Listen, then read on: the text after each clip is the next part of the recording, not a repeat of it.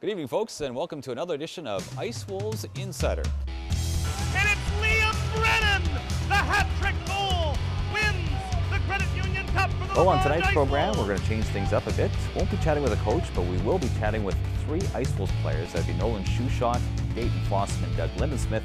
And then later on in the program, we have a couple of newcomers to our usual From the Stand segment. That'll be Brandi and Greg Merriman. And they'll be joining Scott Boys as well. Should be a great show. We'll see you right back.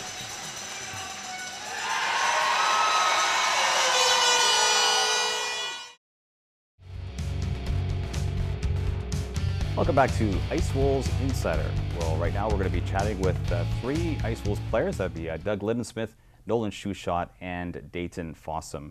Gentlemen, welcome to the program. Thank you for having us. All right.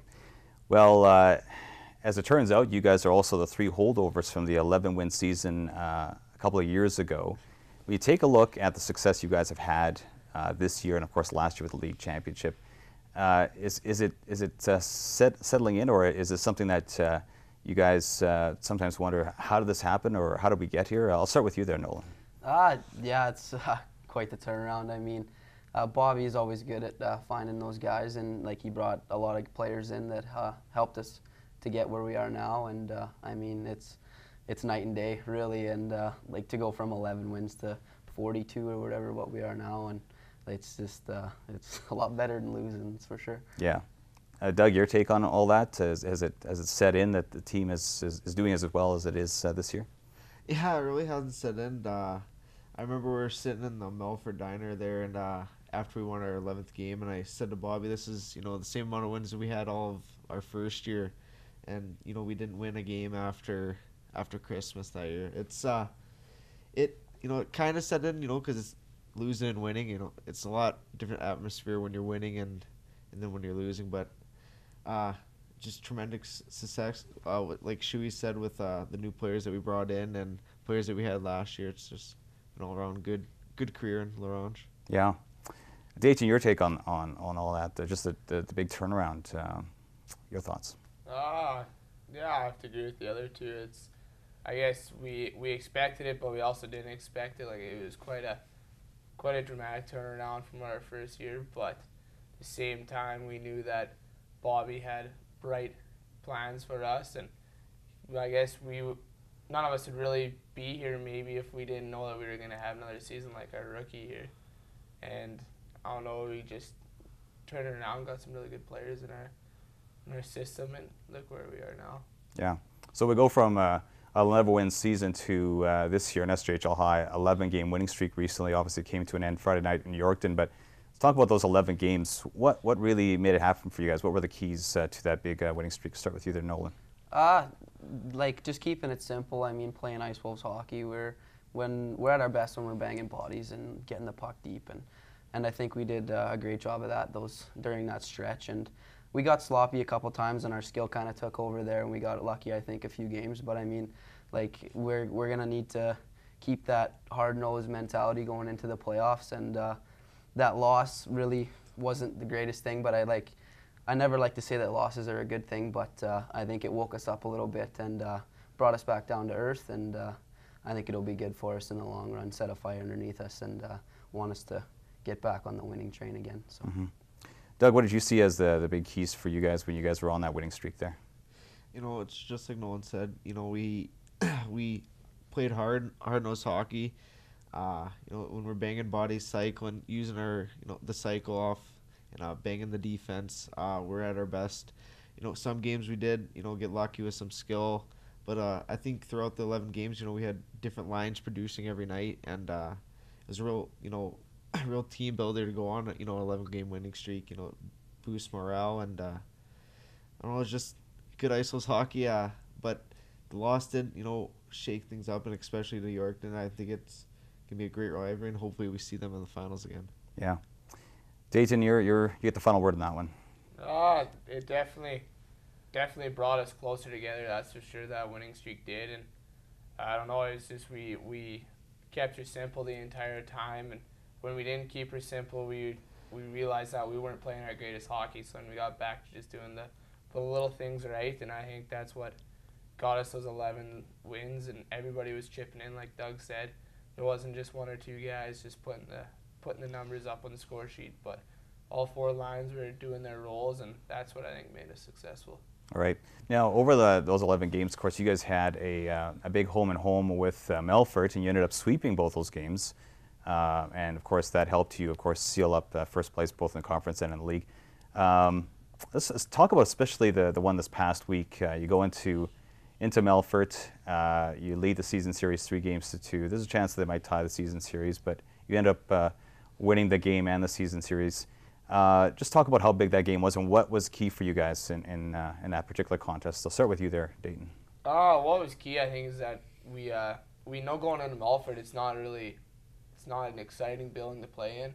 It's pretty dead in that building, and we made our own energy. We went in there and we started crashing bodies in that first period, and we really took it to their defense and made our own energy. Everybody hooting and hollering on the bench and just got into it, I think, and I think that's what separated us in that game. Yeah. Doug, your take on that particular game last week? Yeah, no, like what Dayton said, we went to that building knowing, and it's a library. When you play there, you're not going to get much noise. You're not going to feed off the crowd, so you're going to have to make it yourself. And we came out banging, hitting everything in sight. Banging their D. We knew coming in they don't like to get hit. Like no one on their team, they're more finesse kind of team, and if you hit them, you can take them out of the game, and that's what we did. We jumped out to a 3-0 lead, almost going into the third, and then we kind of stepped away from it, and they kind of took it to us at the end, and we ended up prevailing over them, and it was a good test for us. Yeah. Nolan, you get the final take on that one. Yeah, like the guys said, I mean, we came out flying and kind of let them back into it, and it kind of, like Gavin told me, like we haven't been in a game like that for a while because we've been on that win streak, which was like, and I mean, it was good for us too to get that test. But yeah, like the guys said, we came out flying and stuck to the game plan, and just seemed to work out for us. All right. Then later in the week, of course, you guys had the big game with Yorkton. Again, a highly anticipated encounter there in Yorkton. You guys hadn't faced those guys since October. Obviously, there's been a few changes on both squads.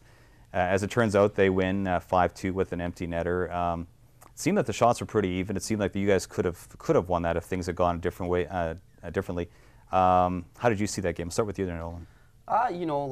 Yeah, all the props to Yorkton. They're a good team, and they brought guys in, and they're planning on making a run. And I mean, I think we're very well matched up against Yorkton. They're they kind of play a chip and chase game like us, so I mean it's just an exciting, fast game, and we like to bang each other, and it's perfect. Like I mean, it's a good rivalry, and I enjoy playing against Yorkton, and like Doug said, I hope we see them again. Yeah, Doug. Obviously, you guys that was the only team that you didn't take the season series against. I assume you guys kind of went into it with the mentality that we really want to win this. You didn't. Why do you think you guys fell short that game? We made the little mental errors that, we get away sometimes playing some teams, but against these, good caliber teams that you're not going to get away with so many of them. They capitalized on a lot of 2-on-1s and a lot of our dumb, no-look passes, as Bobby likes to say, and we just made too many of those, and they took advantage. Yeah, Dayton, what did you see as the keys to the loss there Friday night? Yeah, I don't know. We didn't get away with the things that we got away with, like all the other teams. The turnovers on the blue lines, I think that killed us really big that night. And we didn't really bump and crash like we used to. And I don't know, they just took it to us. I think we came out pretty flat in that game, and we didn't have, I don't know why, but we didn't have much legs going into that game. I thought we had more legs going into the game against Melville, but they came out and they were definitely the better team that night. All right. Just kind of a quirky fact about that particular game, no penalties on either side. So the referee just completely swallowed the whistle, or else you guys played an exceptionally clean game. So, that hasn't happened very often in Ice Wolves history. I think that's only happened twice maybe. And I'm just wondering, given the way you guys have actually won games this year, power play has been huge this year. You guys lead the league by a great margin in terms of power play goals, first in power play percentage. And you guys are also a very disciplined team. You don't take too many minors as well compared to the rest. So when a referee decides to do that, or the game is called that way, I know typically, teams like to see the ref not involved, you want to decide things yourself. But does that type of game perhaps hurt you this year, given the type of team you are this year? I'll start with you there, Dayton. I guess it kind of plays a role in the game, that's for sure, because we really like our power play units, and but at the same time, like, there were some penalties he could have called both ways, so you can't really argue with him. He put his whistle away, and I guess he just let the game play that night, which is, you know, at some nights it's fun just to have a fun game like that. It's fast and doesn't really put anything else into the game, but I don't know. For us, it's definitely an advantage when we can get on the power play and use some of our key guys to put a puck in the net. Doug, your thoughts? Do you think you guys were kind of penalized by the fact there was no penalties in that game? Well, I'm gonna say yes, of course, because you know, I'm a PP guy. I like playing on the power play in our team. You know, we thrive off of it. Getting an early power play goal, you know, always helps out a team. But no, you know, I like the no calls. It's good, you know, having some of those games in the playoffs. You know, sometimes, you know, the refs will just let it go, and I think he should only call it if it's a major penalty or something, because he was letting it go both ways, and I like that style of play too. Nolan, you had last crack on that one. Yeah. Well, it's like the guys said. It's kind of hit and miss. I mean, like they say, PP's huge, been huge for us all season, and when we can get on the power play, it's always in our best interest. But I mean, if he's gonna put the whistle away, I'd rather see it have no penalties called than one team getting penalized all the time or whatever. Just as long as he keeps it fair and even, I mean, you can't argue. Yeah. Sticking with special teams, penalty killing seems to have really improved recently. You guys weren't too bad early in the season, but you guys have gone up a few places. Now you're kind of middle of the pack, around 7th. It seems that you guys have put a little bit more effort into that, or a little bit more attention. I don't know what's happening. I know two of you, Nolan and Dayton, you guys are on the penalty kill. Maybe just talk about what's been happening in recent weeks to actually see you guys climb the league standings there. I'll start with you there, Dayton. I think we changed our penalty kill up a little bit. We're a little bit more aggressive now down the corners and on the half boards there, and that's been helping a lot. Some teams can't really handle all that aggressiveness, and I don't know. We're being a little bit more desperate. We're battling for pucks, I think, a little bit more along the boards, and that's been really helping us out. Yeah, Nolan? Yeah, like Dayton said, a lot more force in the defensive zone, like quicker on pucks and hard on cues, back turn, go after them, just stuff like that. We also switched up our PK forecheck. We're running a little bit different system than what we used to, so I mean, it's helping us turn pucks over in the neutral zone and getting our D-men a chance to, they're having to dump the puck, and it's giving our D-men a chance to dump it down. So also trying to be a lot harder on draws, just to make sure you do your best not to lose it clean, just to make sure that just as long as they don't win it, it's a win in your books kind of thing. So yeah, just all those things have kind of factored in, and seems to be working for us. Yeah. Another thing that seems to be working for you is just playing on the road. We were talking before we went to air here about your record this year is 23-6 on the road.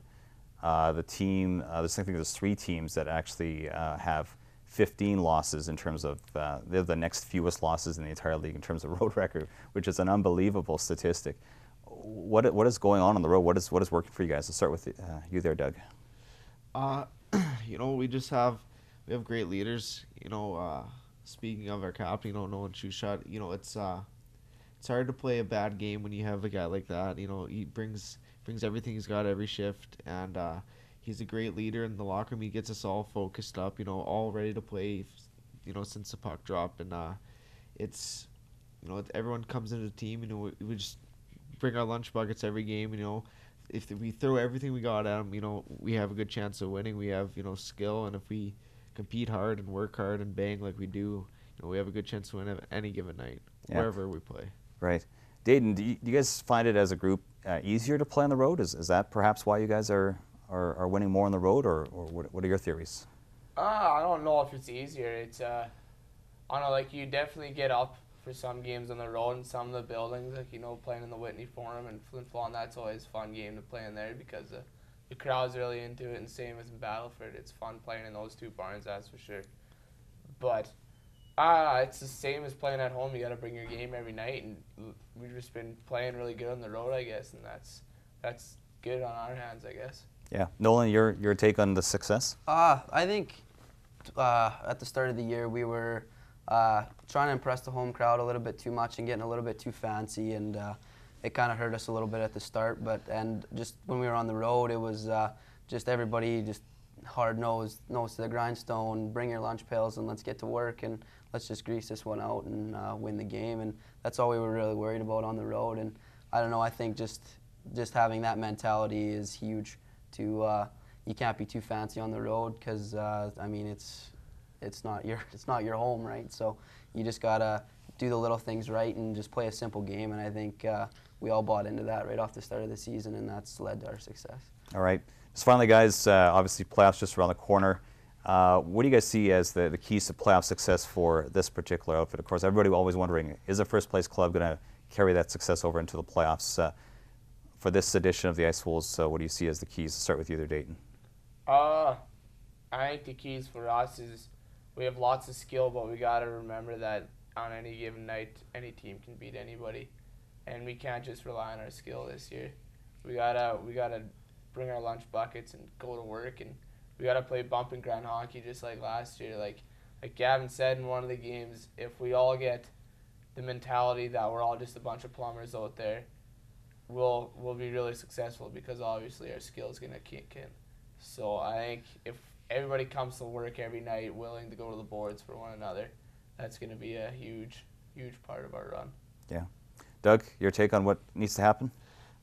You know, can't say more than what Dayton just said. You know, that's exactly it. We all got to bring our lunch pails and all got to go to work for one another. You know, all 60 minutes, because anything can happen in this league. You know, just like us, fourth place team finisher in the regular season, but then we take the cup at the end. You know, we knocked off Flint Vaughan and they're a first place team. Yeah, we just got to come out.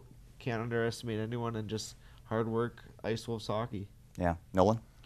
We just have to realize that playoffs are a new season, and everybody's on an even keel again. Everybody's wiped clean, and we're no longer the first place team. We are just as even as everybody else, and we just have to realize that and play with that mentality that we have to prove to everybody again that we are the best team in the league. And I think if we go into playoffs with that mentality, then I think it'll work out for us. All right. Well, guys, thank you so much for being on the program today. I really appreciate that. Thanks for having you. us. Yeah.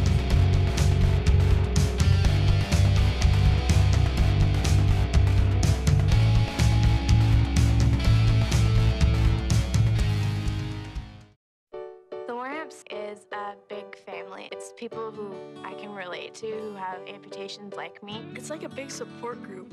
It's allowed me to reach goals that I never thought possible.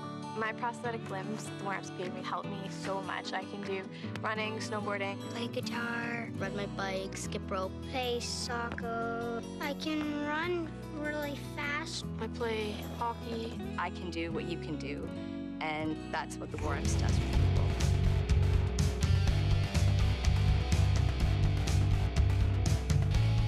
Welcome back to Ice Wolves Insider. It's now time for our usual From the Stand segment. This is where we talk with Ice Wolves followers. And on tonight's program, we're chatting with the Scott boys, Greg Merriman and Brandi Bell. Well, welcome to the program, guys. Thanks, Kelly. Yeah. Let's talk about, of course, the Ice Wolves' success this year. First place finish, first time in franchise history that's happened. A lot of records have fallen, both individually and team-wise. Do you think, as fans, that we're almost becoming numb with the success because it just seems that every week there's something new that's falling in terms of a record or some new achievement? Do you think almost, like as a fan base, we're becoming numb with this? I'll start with you there, Scott. Well, I think we're going to have the same bedrock fan base regardless of whether we're winning or losing. And a few years ago, when the team wasn't doing so well, it was nice to know we had those fans to rely upon. Now that the team is achieving some success, it's nice to see the fans there. It would be nice to see more new people coming out to see what the hubbub is about. And I think, honestly, it has to be up to the regular fans to talk it up a little bit and say, you should really come and see these guys play because they are something else. Now, are we numb to the success? I think when you get a run of records like that, that one is building on the other, so it's not unusual. But I also hope that the players and the fans alike realize that this is just the first half. The second half is beginning when the puck drops in the playoffs. Yeah. Brandi, your take on that question? I don't think anybody's numb, really. I think it's exciting, and to be honest, I'm obviously an avid fan, but I'm on the website every day to see where we can go from here, you know, with Egham, and waiting for Dougie to you know, get up to 100, to have 3, you know, forwards with over 100 points and on the same line. I'm not sure that's happened in the SJHL ever. You know, and I know, talking with the SJHL, I believe they're working on finding that. You know, I think it's unheard of. You know, a goaltender with 27 wins. You know, and the achievements that we were having and the records that we're breaking. I think that it's exciting, and I kind of want more. You know, it's kind of selfish, but it's a great group of guys, and it's really exciting to see where we're going. We're so young as a franchise that, you know, you think that Bob's just building on this. So I think it's great. It's great for recruiting. It's great for our season, and it's great for, you know, forward thinking on where we're going to be in 10 more years. Yeah. Greg, your take on that? Well, I think they've pretty much summed it right up. Like, I mean, it's one of those seasons where it's amazing to be an Ice Wolf fan. We've gone through a lot of struggles in the beginning, and it's finally paying off, and we're finally seeing some championships and some banners and some records, and you know, it's wonderful to watch them play every night that they're playing on the ice, and I really hope we can sustain it and keep it going. Yeah. So. Scott touched on the attendance issue earlier, but what are your thoughts, Brandi and Greg, just on that whole what has to happen? You know, the attendance is, you know, we have a large area to draw from. It's kind of surprising that we're one of the bottom teams in the attendance. Like, we only average, I think, 535 per game. So it's kind of sad to see. I wish we could be a lot more. But I mean, with the championships and the records and the teams we are having nowadays, we should see that number rise and get better. So. Brandi? I'm not surprised, and not for any negative reason. You know, as everybody knows, I worked in the office for 6 years, and we banged our head against the wall, whether we were in first place or last place, because there have been times in the past 6 years that I worked for the Wolves that we were in first place in the conference, whether we ended there or not. I'm trying to think if it was 2005 or 2006 season where we ended first and we ended up picking Melfort and we beat them in 5. Attendance issues have always been something that Laurent has. Yes, we have a wide base of people, but it's still relatively small. You know, people aren't traveling 2 hours to watch an Ice Wolves hockey game. Now, I'll tell you, last year in the playoffs was a whole different story. I don't think that we had 3 games in a row that we had 1,000 fans. And I'm telling you, as the woman selling you the tickets last year, I had people who'd never been to a hockey game come in and buy tickets. And some of those people buy hordes of tickets. You know, it will catch on. And I know that the Ice Wolves, you know, are going to need that attendance. But during the regular season, with minor hockey, with teams leaving on weekends, February break, Christmas concerts, the weather, you know, and then I'm not sure if having, you know, we debated this for a long time with NBC, I know, making sure we only broadcast away games to make sure that there wasn't that. Now with webcast, you know, if I can pay $12 at the door and pay $6 to watch it on my computer in my pajamas, you know, I'm not sure if that has any effect on it either, but I think it's always going to be an issue that we have in La Ronge. From a better perspective, league-wise, over the last 5 years that I can attest to, we're not the only ones having the problem. You know, Humboldt, who can draw from 20,000 people, they're only bringing the same numbers that we are right now.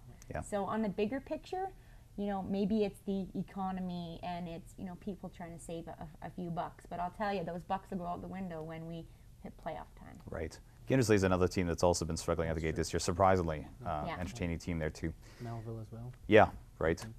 So let's talk a little bit about some of the individual performers that have maybe caught your eye. Of course, we talked about some of the record breakers this year, but who would you say are some of the more, I guess, most unsung or most underrated players for you this year? You could just maybe pick one. Someone that's really stood out for you is like, you know, I don't think this person gets the attention that they really should. I'll start with you there, Scott. I'm going to go with Hobdable, because here's a guy coming into a very unenviable role. It's an opportunity role. It's entry level. You're replacing a very good goalie, and you're going to stand in the shadow of a very good goalie. And somehow you've got to make a little space for yourself, and you have to become known for your own abilities, not just as the other guy. And I think Hob DeBow has been patient, and he's tried to make the best of his opportunities, and I think he's done that. You know, the thing with Hob DeBow is he just hasn't got enough starts to actually be on the list of goalies because his stats are unbelievable. His stats are very good. Winning percentage, save percentage, you know, goals against. Yeah, that's a good choice. Brandi? You know what? One of my favorites, I have to say, well, and just before we get any further, I guess everybody knows that Barco lives with me, and I'm a huge fan. But if you say most underrated player that we have on, I think another one of my favorites would have to be our captain, Nolan Souchotte. You know, he's not out there for the points, and it's not just his on-ice performance, even though he's 110% all the time. He's the guy that finishes every check, who penalty kills, who has taken pucks off the face, the shoulder, you know, he is your grinder that has so much heart, and, you know, that's the reason he's wearing the C. You know, off the ice, he's in the schools, you know, he works at pre-cam, you know, he's one of your guys who's going to volunteer to help out, and he's just a fabulous, you know, guy to have representing our team. Yeah. It's like he's a walking, talking cliche, 110%. He is. But you gotta love him for it, right? He is. You know what he reminds me of, with maybe a little bit better skill, is Scott Odeline. Yeah. You know, from 2003, 2004, and he will do anything to stop the puck, to block a shot, to finish a check, and he's a little guy. You know, so. You know, for the little guys he plays like he's 6'6", and I think that's why he's successful. You know, he plays like a big boy. So we got a cliche and a cliche. Sorry, someone had to say it. Greg? I just think Dino there. He's played, what, 35 games this season? He has 29 points. Like, and he just turned 17. He was 16. And he just turned 17, so we got a lot of years left with him, and he's really done well for what he's done this year. So I think we will see a lot from him in years to come. It'd be really interesting to see the breakdown in terms of, say, his first 15 and 20 games compared to the last 15 or 20, because it's been unreal. Finding him, you know, partners to play with, you know, like, and you see him on that kind of fourth line with Nathan Boyer and Skylar Ledoux, and it didn't seem like whether they weren't happy or they just weren't jiving or he didn't get the puck enough, but, you know, now, you know, he gets fed the puck a lot, and I think it's his confidence too. It seems to build, and he seems to really be holding his head up high out there. So, you know, it's a good fit so far. Yeah, these are all great choices, guys. Okay, just finally looking into the playoffs. Of course, no one knows how this is going to break down. We don't even know who the first playoff opponent will be for the Wolves. But is there a team out there you think in particular will be a supreme test for the Wolves this year, a really tough test for the Wolves if they happen to face them? It could be in either conference as well. I'll start with you there, Scott. To be honest, I think it will end up being Yorkton. I really do. I think that'll it'll be the cementing of a great rivalry, and you don't get many north-south rivalries where you're separated that much. But I think we're going to end up facing them again, and I think it is going to be a barn burner. Good choice. Brandi? Well, I think to first off, to get out of the north, obviously we're going to, and everybody's, I think, is thinking that it's going to be Melford. When we play our game and we hit and we, you know, dump the puck in, and we're very successful. I'm really not worried about Darryl Mann or his Mustangs. Battleford plays our style of hockey. Now, they're definitely not as talented, but either of their goalies have shone brightly, and I think that that's one that, you know, Barco really gets up for, and I think that's it. I have to agree with Scott that even watching on webcast, I haven't missed a home game this year either. Watching Yorkton play against our team, I think that we hadn't played them in such a long time. You know, after we ended up playing them, was it Saturday? What day did we play them? Right. Friday. Yeah. And there were a few times during the game that I thought that they just simply outplayed us. And whether, you know, we didn't really feel each other out or hadn't seen each other in a long time, but I thought that they really stepped up. I think with Yorkton, the test to that is going to be their goaltender situation. Devin Peters is still out with, you know, what appears to be a groin injury. But I think it's Shimko. Yep. He played outstanding. So I have to agree with Scott for a few different reasons, but I think Yorkton's going to be it. Yeah. Greg? Well, I think you nailed it right on the head. It's Yorkton. It definitely is. If we can get out of the conference, that's the big challenge, and the first thing we have to focus on is that getting out of that conference, because it's a strong conference. It's a lot stronger than the South. So if we can get out of the Bauer Conference, I think we should be all right facing Yorkton. Well, we do know Battleford and Flin Flon. That's right. We are playing the winner of that series. That's right. So, and to be honest, with Melfort, Battleford's had Flin Flon's number. You know, when you look at their record, for the fact, and I have Cindy and Dave Barco telling me how Battleford's doing all the time, because I think that's one of the things they don't want to see. I think that they'd rather see Flin Flon come out of that, because, you know, it's tough for them. Not to have the torn loyalties, yeah. And you know what? I don't even know if it's the torn loyalties. Cindy Barco put it best when she said, you're sitting with your friends and they stand up and cheer when they score on your kid. You know? She says, like, I almost lost friends because, you know, they're so devoted, and I never thought of it. And I said, you know, like, oh, I have a young goaltender too. And Scott stood up and sitting beside me and cheered when they scored on my son. I'm not sure we'd be friends anymore. We're friends? Yeah. Well, I'd hate to see your enemy. No, funny. Good stuff. Really good stuff tonight, guys. Thanks so much for being on the program. Thank you for asking. Yeah. If you're just joining us, this is Ice Wolves Insider, and we've been joined by Ice Wolves followers Brandi Bell, Greg Merriman, and Scott Boys. We'll be right back to wrap things up.